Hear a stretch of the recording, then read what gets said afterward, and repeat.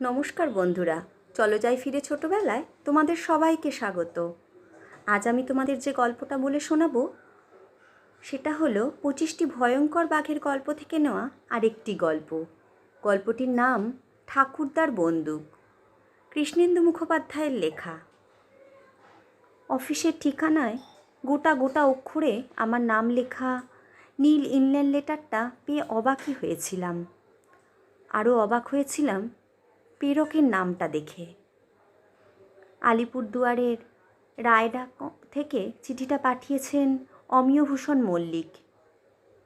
অমিয়ভূষণ নামটার সঙ্গে আমি পরিচিত এবং এই নামটা আমাদের বাড়িতে শ্রদ্ধার সঙ্গে উচ্চারিত হয় না।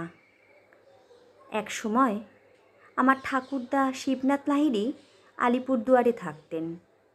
সেখানে ঠাকুরদার কাঠ চেরাই কলের একটা ছোট্ট ব্যবসা ছিল, কিন্তু ওর আসলে নেশা ছিল শিকার। আমার জন্মের আগেই ঠাকুরদা মারা গিয়েছিলেন। বাড়িতে যেটুকু শুনেছি, অমিয়ভূষণ ছিলেন শিকারে ঠাকুরদার ঘোর প্রতিদ্বন্দ্বী। শেষ শিকারে তিনি ঠাকুরদাকে এমন ঠকিয়েছিলেন যে ঠাকুরদা চিরদিনের মতো শিকার ছেড়ে কলকাতায় চলে এসেছিলেন। আসার আগে নিজের হাতে নষ্ট করে দিয়ে এসেছিলেন শিকার সম্পর্কিত যাবতীয় জিনিসপত্র। তাই মরা বাঘকে পায়ের নিচে রেখে বন্দুক হাতে সদর্পে তিনি দাঁড়িয়ে আছেন, এরকম একটা ছবিও আমাদের কলকাতার বাড়িতে নেই। একটা কৌতূহল নিয়ে অমিয়ভূষণবাবুর চিঠিটা খুলে ফেললাম। উনি লিখেছেন, বহু চেষ্টায় তোমার অফিসের ঠিকানা জোগাড় করে তোমাকে এই চিঠি দিচ্ছি, কারণ তোমার বাড়ির ঠিকানায় চিঠিটা পাঠালে এই চিঠি তোমার হাতে শেষ পর্যন্ত পৌঁছবে কি না আমি নিশ্চিত নই। তুমি হয়তো আমার নাম এবং বদনাম দুই শুনে থাকবে। নিশ্চয়ই জানো, যুবক বয়সে শিবনাথ আর আমি দুজনেই শিকারী ছিলাম।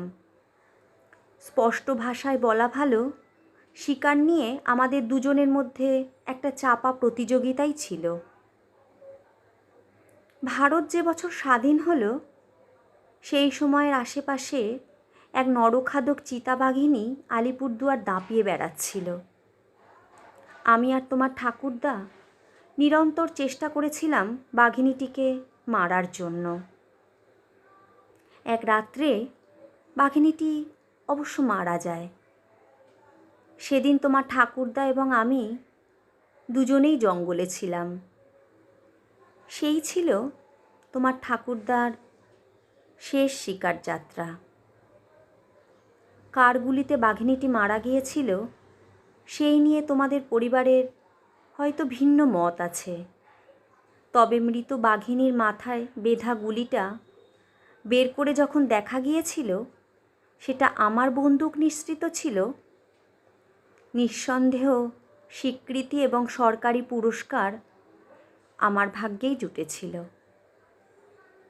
বাঘিনী শিকারের সেই জঙ্গল দিনে দিনে ক্রমশ পাতলা হয়েছে। অনেক জায়গায় বসতি গ্রাম গড়ে উঠেছে। এরকমই এক গ্রামের কিছু কাঠুরে সম্প্রতি এক জায়গার মাটি খুঁড়তে গিয়ে কিছু বাঘের হাড়গোড়ের সঙ্গে তোমার ঠাকুরদার বন্দুকটি খুঁজে পেয়েছে। এ অঞ্চলের অধিবাসীদের বন্যপ্রাণীর হাত থেকে বহুকাল রক্ষা করায় আমার যে অবদানটুকু আছে, তাতে এলাকার গ্রামবাসীদের বিশেষ কৃতজ্ঞতা আছে আমার উপর। বন্দুকটি থানায় না জমা দিয়ে ওরা আমার কাছে দিয়ে গিয়েছে। বন্দুকটা আমার হাতে আসা পর্যন্ত আমি প্রচণ্ড অস্বস্তিতে আছি। জীবনের উপান্তে এসে অদ্ভুত এক মনস্তাপ হচ্ছে। মনে হচ্ছে তোমার ঠাকুরদার শিকার ছেড়ে দেওয়ার রহস্য তার কোনো উত্তরপুরুষকে বলে না গেলে আমি মৃত্যুর পরেও শান্তি পাব না। ফোনে তোমার বাবার সঙ্গে যোগাযোগের চেষ্টা করেছিলাম। উনি আমার নাম শুনে ফোন রেখে দিয়েছিলেন। তাই তোমাকে এই চিঠিটা লিখছি, যাতে তুমি সময় নিয়ে ধৈর্য ধরে এই চিঠিটা পড়তে পারো, এবং তারপর যদি তুমি আলিপুরদুয়ারে একবার আসতে পারো তাহলে তোমাকে ঘটনাটা বিস্তারিত বলতে পারি। আর তোমার ঠাকুরদার বন্দুকটা যাতে স্মারক হিসেবে তোমাদের পরিবারে ফেরত যায় তাও যথাযথ হস্তান্তর করতে পারি। এক নিঃশ্বাসে আমি চিঠিটা পড়ে ফেললাম, এবং সত্যি ঠাকুরদার শিকারী জীবনের রহস্যটা জানবার জন্য অদম্য একটা আগ্রহ তৈরি হলো। বাড়িতে আমি যা এতকাল শুনেছি তার সঙ্গে অমিয়ভূষণবাবুর চিঠিটার বক্তব্যে অনেক মিল আছে। আমি শুনেছি এক রাত্রে ঠাকুরদা এবং অমিয়ভূষণবাবু বাঘিনী শিকারের উদ্দেশ্যে জঙ্গলে গিয়েছিলেন। সেই রাতেই গুলিতে বাঘিনীটি মারা পড়েছিল। তবে পরের দিন সকালে অমিয়ভূষণবাবুকে যখন মৃত বাঘিনীর কাছে পাওয়া গিয়েছিল এবং ঠাকুরদা জঙ্গল থেকে রক্তমাখা জামা পরে বন্দুক ছাড়াই বেরিয়ে এসেছিলেন, সকলের বদ্ধমূল ধারণা হয়েছিল যে ঠাকুরদা বাঘিনীর আক্রমণে জখম হয়ে বন্দুকটা খুইয়েছেন, এবং অমিয়ভূষণ মল্লিক শুধু বাঘিনীটিকেই মারেননি, ঠাকুরদাকেও প্রাণে বাঁচিয়েছিলেন। জঙ্গল থেকে বেরিয়ে ঠাকুরদা হয়ে গিয়েছিলেন এক পাল্টে যাওয়া মানুষ। শুধু ঠাকুরমাকেই একেবার বলেছিলেন বাঘিনীকে উনিই মেরেছিলেন।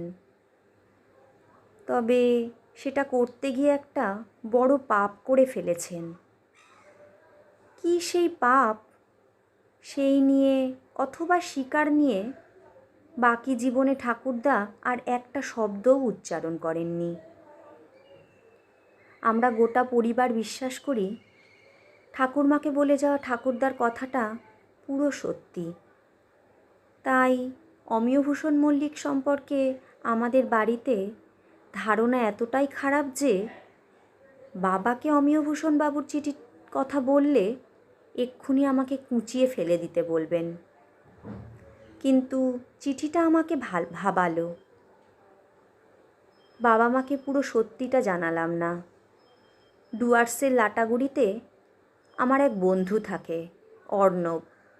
ওর কাছে বেড়াতে যাব বলে একদিন চেপে বসলাম কাঞ্চনকন্যা এক্সপ্রেসে। অর্ণবকে অবশ্য আমি খুলে জানিয়েছিলাম সব কিছু। অর্ণবও আলিপুরদুয়ার যাওয়ার পথে ময়নাগুড়ি স্টেশনে উঠে পড়ল ট্রেনে। দু বন্ধু মিলে ঠিক করলাম অমিয়ভূষণের বাবুর বাড়ি গিয়ে এক রাত্রির আতিথেয়তা নিয়ে ঠাকুরদার গল্পটা শুনে আর বন্দুকটা নিয়ে পরের দিন লাটাগুড়িতে অর্ণবদের বাড়িতে চলে আসব। অমিয়ভূষণ বাবুর চিঠিতে ওর ফোন নম্বর ছিল। আমাদের যাওয়ার দিনক্ষণ জানিয়ে দিলাম ওকে। স্টেশনে উনি গাড়ি আর লোক পাঠিয়েছিলেন আমাদের নিয়ে যাওয়ার জন্য। অমিয়ভূষণ বাবুর বাড়িটা সাবেকি ধরনের বড় বাড়ি। বসার ঘরটা গোলাকৃতি। দরজার মুখে দুদিকে দুটো বড় হাতির দাঁত। দেওয়ালে জায়গায় জায়গায় বাঘ আর হরিণের স্টাফ করা মাথা ঝুলছে। কয়েক জায়গায় বড় বড় বাঘছালও ঝুলছে। এছাড়া শিকারশুদ্ধ অমিয়ভূষণবাবুর বাঁধানো ছবি, বাঁধানো সরকারি সার্টিফিকেট, বিভিন্ন সংস্থার মানপত্র, শিকারে ব্যবহার করা বিভিন্ন বন্দুকও ঝুলছে। ঘরে ঢুকে সোফায় বসবো কি? আমি আর অর্ণব হাঁ করে ঘুরে ঘুরে সেই সব দেখতে থাকলাম। এমন সময় ভারী চটির আওয়াজ পেলাম। ঘাড় ঘুরিয়ে দেখলাম এক বৃদ্ধ লাঠি হাতে ঘরে ঢুকছেন। ইনি যে অমিয়ভূষণ মল্লিক পরিচয় করিয়ে দেওয়ার দরকার হলো না। অমিয়ভূষণ এগিয়ে এলেন আমার দিকে। চোখটা একটু উদাস। আমার কাঁধে হাত দিয়ে বললেন, তোমাকে দেখে মনে হচ্ছে ঠিক যেন শিবনাথ এসে দাঁড়িয়েছে আমার সামনে। ভদ্রলোক আমাদের বসিয়ে নানান গল্প করতে লাগলেন। তবে আমরা উসখুস করছিলাম কখন উনি ঠাকুরদার শেষ বাঘিনী শিকারের গল্পটা বলবেন আর ঠাকুরদার বন্দুকটা দেখাবেন। কিন্তু বিকেলবেলার আগে তার সুযোগ হলো না। দুপুরে ভালো খাওয়া দাওয়াও হলো, তারপর বিশ্রাম। বিকেলবেলায় অমিয়ভূষণবাবুর বাড়ির বাগানে আমাদের চা খাওয়ার জন্য ডাকলেন। চায়ের পেয়ালায় চুমুক দিয়ে সরাসরি চলে এলেন শিকারের প্রসঙ্গে। গল্পটা ভূমিকা দিয়ে শুরু করে দিলেন।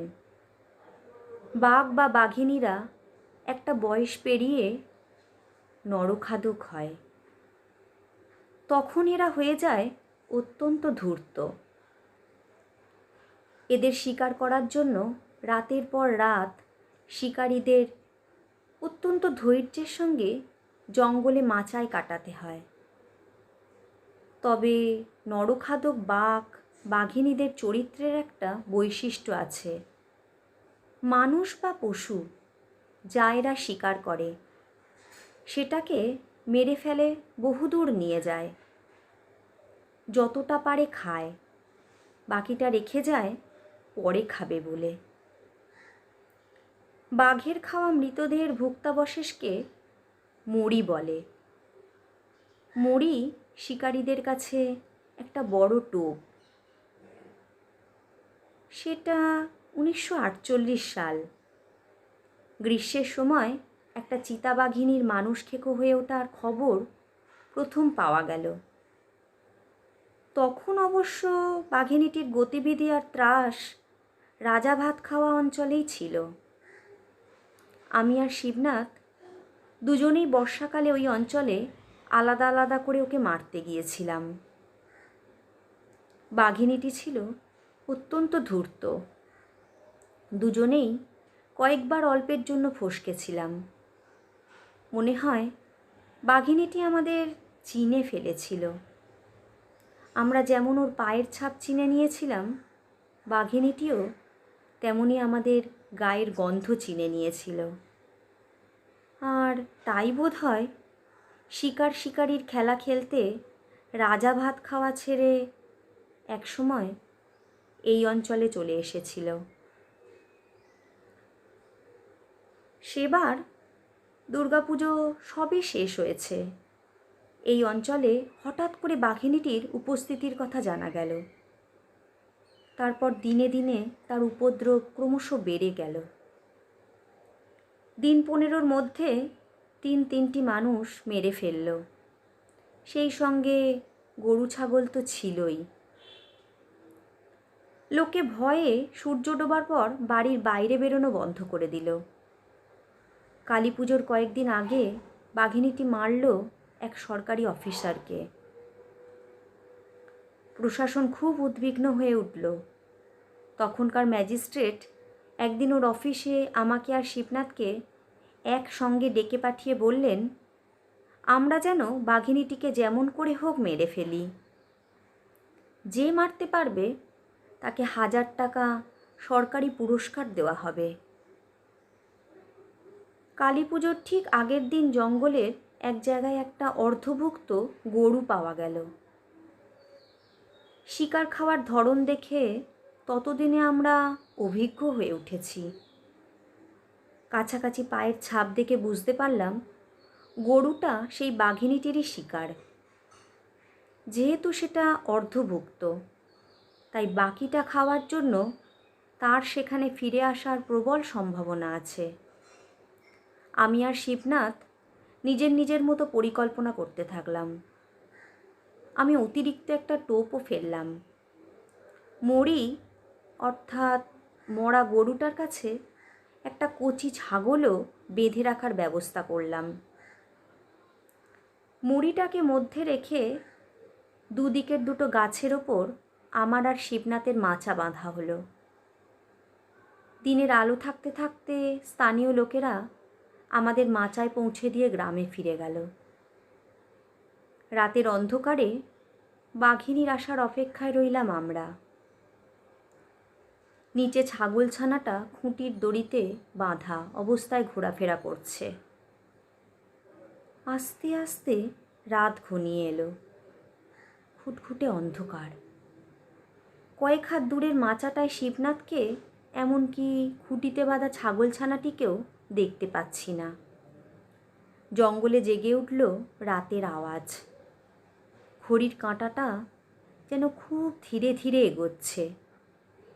তবে রাতের পর রাত জঙ্গলে এভাবে মাচায় কাটানোর অভ্যেস আমাদের দুজনেরই ছিল। বাঘ বা বাঘিনী যখন আসে তখন জঙ্গলে আওয়াজের একটা পরিবর্তন হয়। সেটা দিনে একরকম, রাতে আর এক রকম। দিনের আলোয় বড় বড় গাছের মগডালে বসে থাকা পাখি বা বাঁদরের মতো জন্তুরা অনেক দূর থেকে দেখতে পায় মহারাজা বা মহারানী আসছে। ওরা চঞ্চল হয়ে ওঠে। বার্কিং ডিয়াররা অদ্ভুত গলায় ডাকে, কিন্তু রাতে অন্য রকম। রাতের বেলায় জঙ্গল বোধহয় তার নিজস্ব অনুভূতি দিয়ে বুঝতে পারে সে আসছে। সেদিনও সেরকমই এক সময় জঙ্গলের ডাক পাল্টে গিয়ে থমথমে হয়ে গেল। নিজেকে টান টান করে নিলাম। মনে মনে একটাই প্রতিজ্ঞা, শিবনাথকে হারিয়ে নরখাদক বাঘিনীটিকে আমি মারবই। হাতঘড়ির ডায়ালে রেডিয়ামের বিজবিজে আলোর ফুটকিতে দেখলাম রাত 12:30। মাচার ওপর উপুর হয়ে শুয়ে বন্দুকের ট্রিগারে আঙুল রেখে আমি নিজেকে একদম প্রস্তুত করে নিলাম। তারপর শুধুই প্রতীক্ষা। ঘন অন্ধকারেও বুঝতে পারলাম যে সে আমার কাছাকাছি এসে গিয়েছে। গাছের নিচ দিয়ে খসখসে একটা আওয়াজ মাচাটার কাছে এসে থামল। আমার মনে শুধু একটাই খটকা, মুড়িটার কাছে বেঁধে রাখা ছাগলছানাটার আওয়াজে কেমন যেন একটা আহ্লাদি ভাব, যেন কারো সঙ্গে খেলা করছে। আমি 1 মিনিট, 2 মিনিট করে 5 মিনিট অপেক্ষা করলাম। মনে হলো ধূর্ত বাঘিনী আমাদের উপস্থিতি বুঝতে পেরে গিয়েছে আর আমাদের ধন্দে ফেলতে ছাগলছানাটার সঙ্গে খেলা করছে। আমার কাছে ছিল একটা জোরালো পেন্সিল টর্চ। ডান হাতে বন্দুক আর বাঁ হাতে টর্চটা ধরে ছাগলছানার দিকে তাক করে সুইচটা টিপতেই টর্চের ছোট্ট ফোকাসে ঝলসে উঠল হলুদের ওপর সাদা ডোরা কাটা একটা চামড়া, এবং প্রায় একই সঙ্গে গর্জে উঠল উল্টো দিকের মাচা থেকে শিবনাথের বন্দুক। আমি কপাল চাপড়ালাম। টর্চের আলো ফেলে এ যেন শিবনাথকে হাতে ধরিয়ে দেখিয়ে দিলাম কোথায় বন্দুক চালাতে হবে। হতাশ হয়ে আমি চিত হয়ে শুয়ে পড়লাম। আর তখনই আমার চোখে পড়ল আমি যে গাছের মাচাটায় আছি তার মগ ডালে জলজল করছে দুটো হলদেটে চোখ। এই হলুদ চোখ আমি চিনতাম।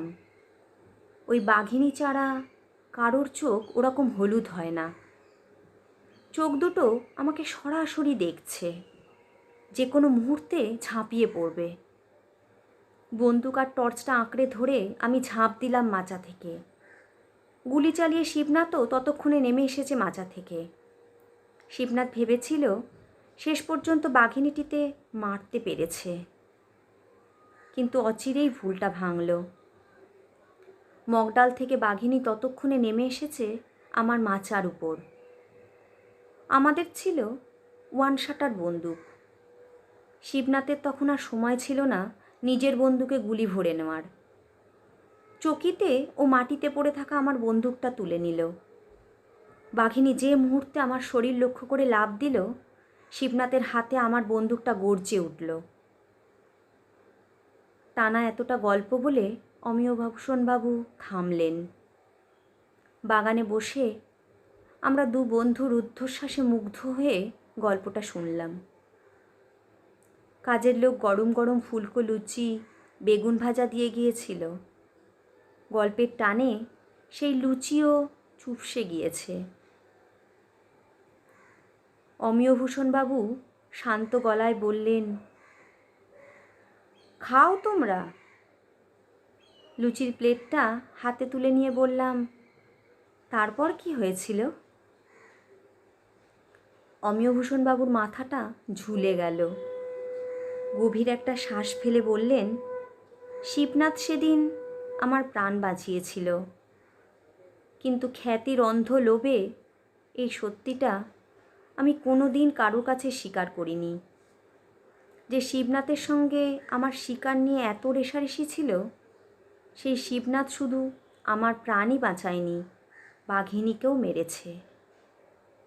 এই সত্য জানাজানি হলে লোক সমাজে শিকারী হিসেবে আমি আর মুখ দেখাতে পারতাম না।